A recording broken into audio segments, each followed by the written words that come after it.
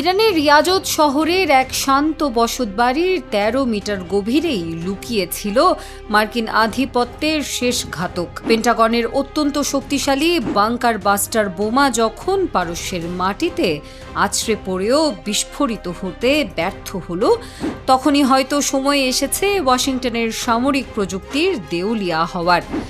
আইআরজিসির বিস্ফোরক বিশেষজ্ঞরা জমদূত তুলল এই বোমাকে স্রেফ খেলনা বানিয়ে উপড়ে আনল মাটির তলা থেকে।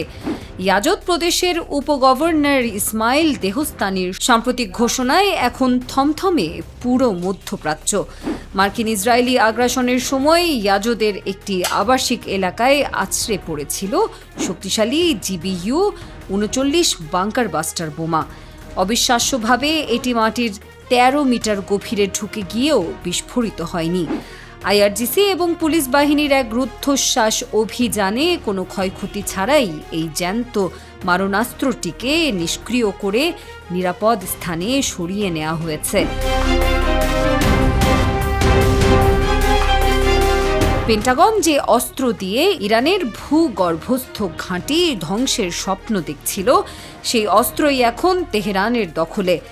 বিশ্লেষকরা বলছেন, আবাসিক এলাকায় বাংকার বাস্টার ব্যবহার করা ওয়াশিংটনের এক চরম যুদ্ধাপরাধের প্রমাণ। কিন্তু সেই বোমাটি অবিস্ফোরিত থাকা প্রমাণ করছে যে মার্কিন সমরাস্ত্রের কার্যকারিতা এখন স্রেফ এক কাগুজে গল্প। ইয়াজদের এই উদ্ধার অভিযান কি তবে ইরানের প্রতিরক্ষা সক্ষমতাকে এক নতুন উচ্চতায় নিয়ে গেল? মাটির নিচের এই জ্যান্ত আতঙ্কই কি তবে হোয়াইট হাউসের সব সমীকরণ ওলটপালট করে দেবে?